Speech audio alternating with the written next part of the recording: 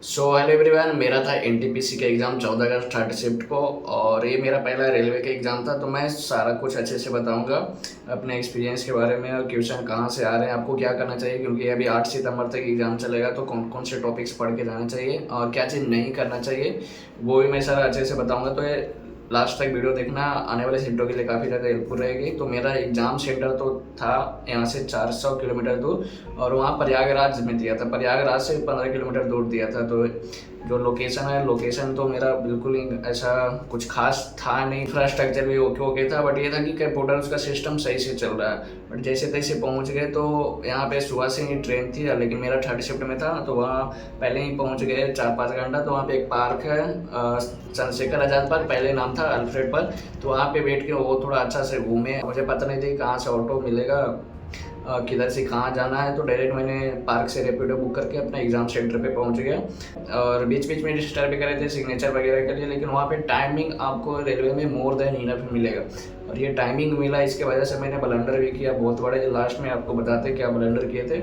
और लेकिन अब बात आते हैं क्वेश्चन की। तो क्वेश्चन मैंने पहले हमेशा रीजनिंग अटेम्प्ट करता हूँ।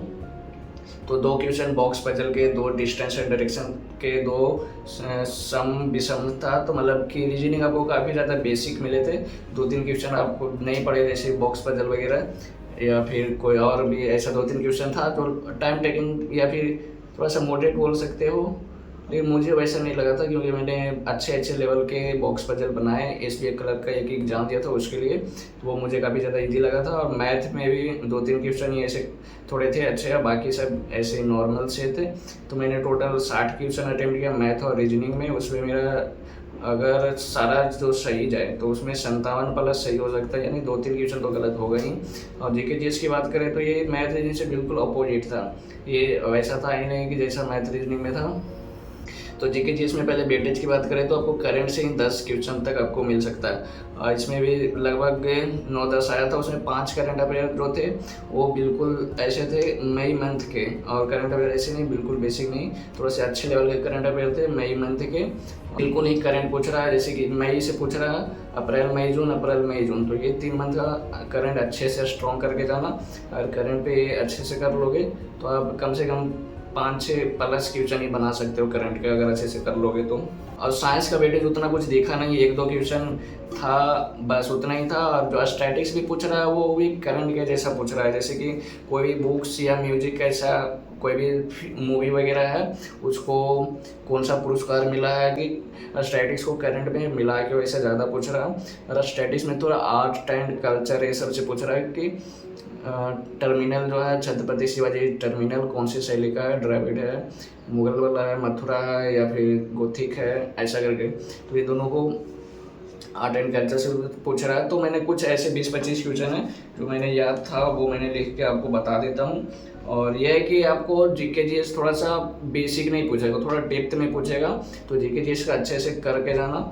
और थोड़ा सा एक एक इम्पोर्टेंट क्वेश्चन एक ये है, ब्रिस्क सम्मेलन जो है वो हर एग्जाम में आ रहा है, या फिर एसएससी या रेलवे हो। अब मैंने जो क्वेश्चन याद रखा वो अभी बता दूँ। जैसे आज़ादी के समय वायसराय कौन था, तो ये भी मैंने थोड़ा कन्फ्यूजन में मार दिया। मेरा ऐसा ये हो रहा था कि जैसे कि आधा घंटा पहले बना के बैठ गया, लास्ट में जो 20-25 जीके जीएस का छोड़ा था वही मैं के बैठे करे क्या बोर हो रहे हैं, बहुत ज़्यादा बोर हो रहे थे।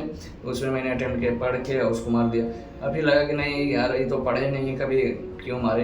लेकिन फिर उसके बाद मन कर रहा था कि क्या पता सही ही हो जाए, तो नंबर मेरे बढ़ जाएंगे। एक मन कर रहा था कि अगर गलत हो जाएगा बहुत ज़्यादा नेगेटिव चला जाएगा। तो ये जो बोर हो रहे थे हम 20 मिनट, इसमें बस यही सब चल रहा था।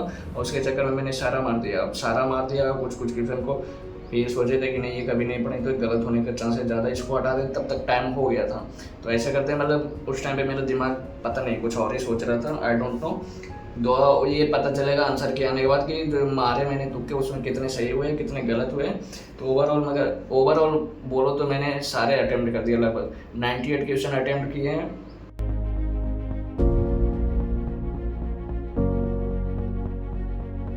और जो मैंने ब्लेंडर किया था कि टाइम पास करने के चक्कर में मैंने सारा क्वेश्चन अटेम्प्ट कर दिया, तो ये बिल्कुल मत करना है। नेगेटिव बहुत ज़्यादा जाएंगे, मेरे भी और आपके भी ज़्यादा जाएंगे अगर ऐसे करोगे। तो वही है कि आप अगर 20 प्लस देखिए ये सब सही से अटेम्प्ट कर पा रहे, करेक्ट करें, तो ज़्यादा मत करो। 4-5 क्वेश्चन में आप ऑप्शन एलिमिनेट कर सकते हो, बाकी आप छोड़ सकते हो। आप आराम से 80-85 प्लस ही अटेम्प्ट करना, लेकिन सही सही अटेम्प्ट करना, 100% एक्यूरेसी मेंटेन करके करना। तो आज के लिए बस इतना ही, मिलते हैं फिर नेक्स्ट वीडियो में।